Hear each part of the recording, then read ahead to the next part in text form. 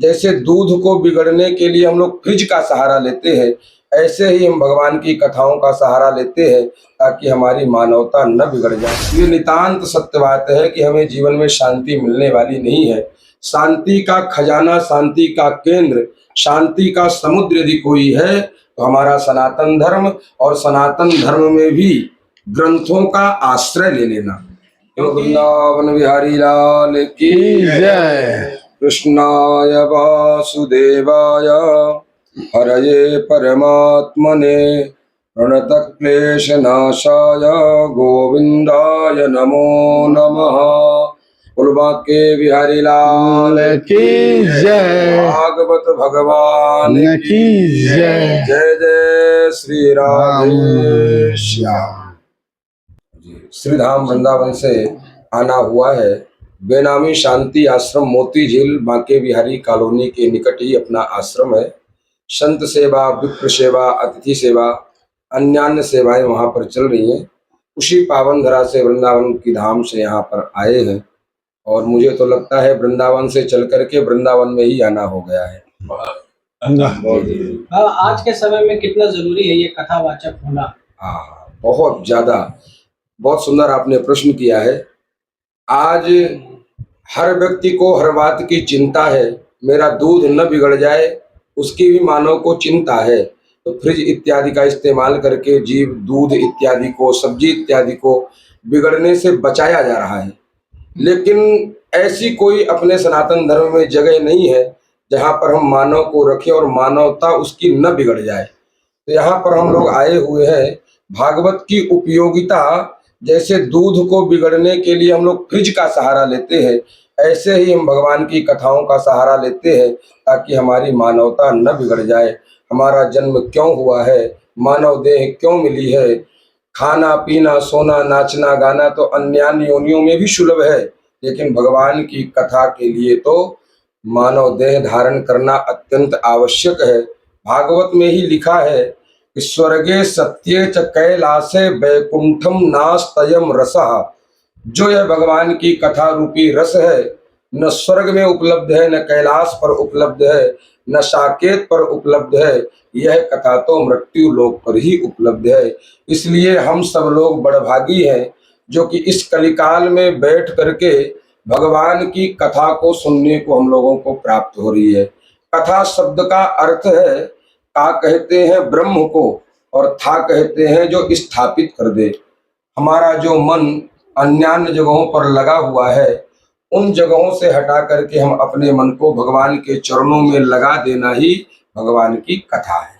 आजकल उन युवाओं को क्या संदेश देंगे जो आजकल कहीं ना कहीं भटके हुए हैं, कहीं ना कहीं पूजा आस्था से दूर होते जा रहे हैं? जी देखिए, जैसे जीवन में बगैर धन के अन्य सुख सुविधाओं से जीव वंचित हो जाता है, ठीक उसी प्रकार से इस शरीर का भोजन धनार्जन के द्वारा होता है। यदि हमारे पास पैसा नहीं तो हम लोग भोजन कहाँ से करेंगे। ठीक उसी प्रकार से यदि हम आध्यात्मिकता की शरण नहीं लेंगे तो ये नितांत सत्य बात है कि हमें जीवन में शांति मिलने वाली नहीं है।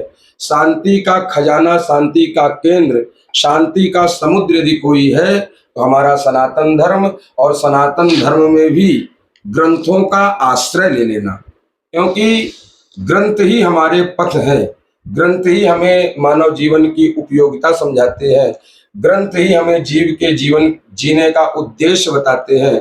आखिर हम जी तो रहे हैं, लेकिन इस जीवन को कैसे जिए कि हम भगवान के निकट पहुंच जाए, हम भगवान के प्यारे बन जाए, हम भगवान के स्नेही बन जाए।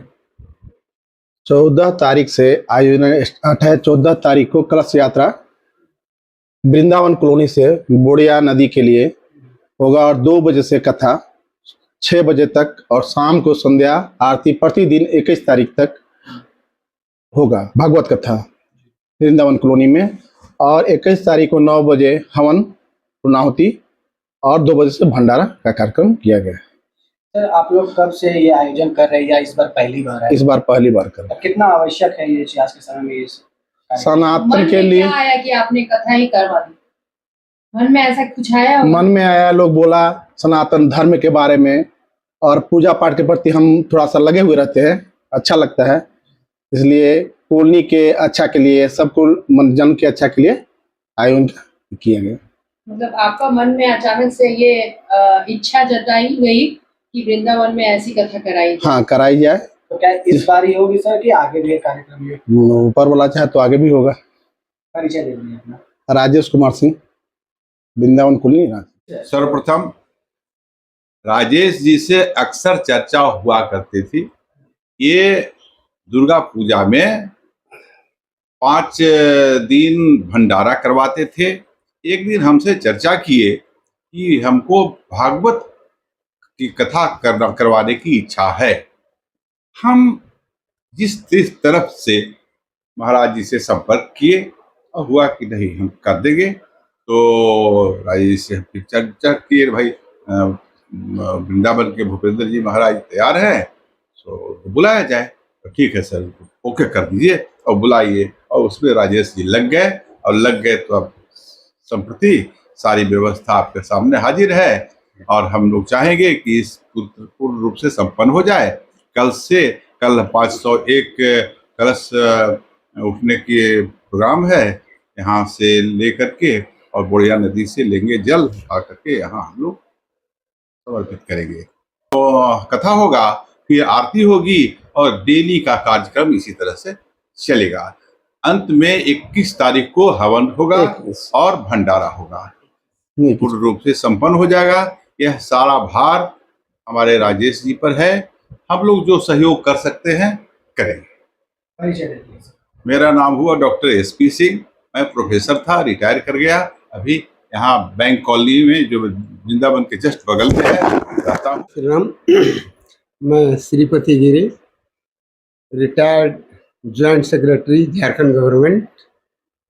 इस वृंदावन कॉलोनी में ही मैं रहता हूँ और हमारे वृंदावन कॉलोनी के बहुत ही सौभाग्य है कि राजेश जी जैसे एक बहुत ही भक्त समाज सेवी कार्यकर्ता यहाँ पर हैं, जिनके माध्यम से ये इतना बड़ा आयोजन पहली बार हमारे कॉलोनी में हो रहा है। और मैं आशा करता हूँ कि ये निश्चित ही बहुत ही महाराज जी के श्री मुख से ये जो भगवत कथा का जो आयोजन होगा बहुत ही उत्कृष्ट होगा और उसे पूरी जनता, पूरा मानव प्राणी इससे बहुत प्रभावित होगा और उससे हम लोग लाभान्वित होंगे। मैं बताना चाहता हूँ कि हमारी इस कॉलोनी में विगत 4 वर्षों से दुर्गा पूजा का आयोजन होता है।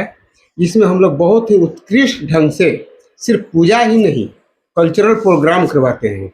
इसमें महिलाओं और बच्चों के प्रति ये हम लोग समर्पित होकर के रामलीला या महिलाओं से संबंधित जो कार्यक्रम होता है वो हम लोग करवाते हैं। उसमें राजेश जी का जो योगदान होता है वो बहुत ही उत्कृष्ट होता है।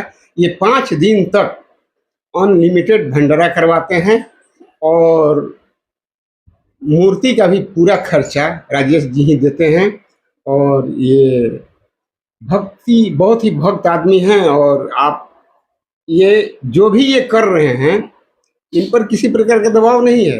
इनका ये स्वाभाविक अभिव्यक्ति है जो कि ये परिलक्षित हो रहा है।